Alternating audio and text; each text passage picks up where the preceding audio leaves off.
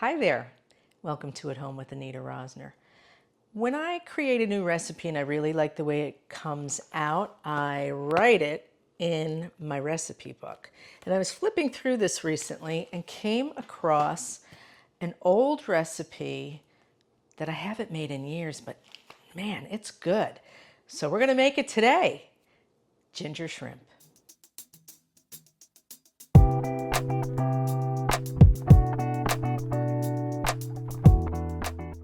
As always, I will put the full recipe down in the description, but here's what you need. You need a tablespoon of toasted sesame oil. If you can't find toasted, just use regular sesame oil.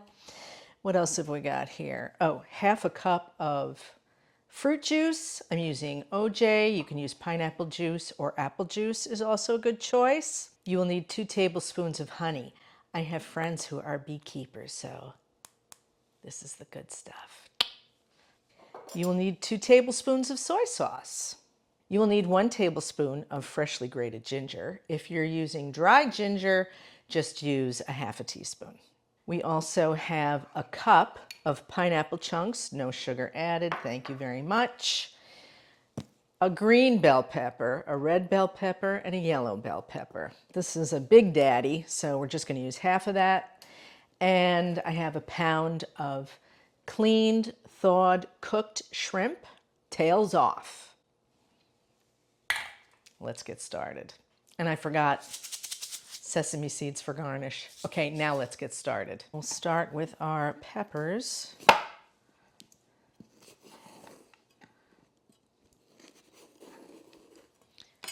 If you cut along the indentations, you just pop it open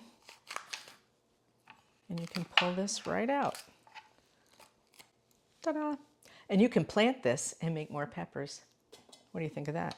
We're going to cut this into strips, not too thin, because when it cooks, you don't want the peppers to get soft and mushy. And then we're just going to cut these into thirds and set them in a bowl. And we'll do the same with the red and the yellow peppers. What I like about this dish, in addition to being delicious, is it's also nice and colorful, which is lovely. Okay, these are done. So we'll set these aside and peel the ginger. All of my food waste goes in my Loamy countertop food composter. And it has cut down on our food waste. It's almost eliminated it. And I don't know if you're interested in getting one. I will put a link down at the bottom. I looked on Amazon today, and they're 33% off, which is nice because they're a little bit pricey. I've had mine for a few years now. In fact, I did an unboxing video, which I'll put up in the corner. It was fun. You can grate the ginger using just a hand grater like this or a microplaner. I'm using a tool specifically for the task. This is a ginger grater. It's ceramic. It's got sharp little nubs here, and you just rub the ginger on it, and it breaks up the little fibers inside, saves the juice. This is my tool of choice for grating ginger. So there's our tablespoon of ginger. Like I said, you can use dried ginger, but if you've never used fresh ginger, let me tell you, it's a game changer. Now in a bowl, we're going to whisk together our 2 tablespoons of soy sauce,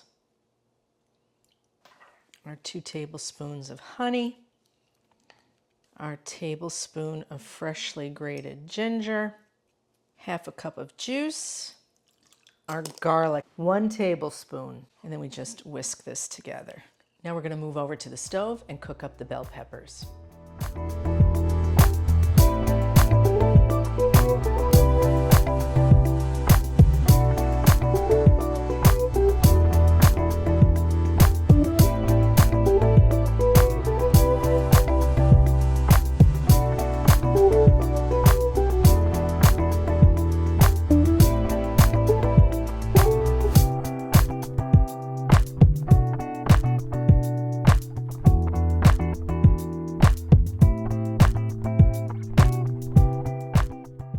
just look how beautiful this is. It's colorful.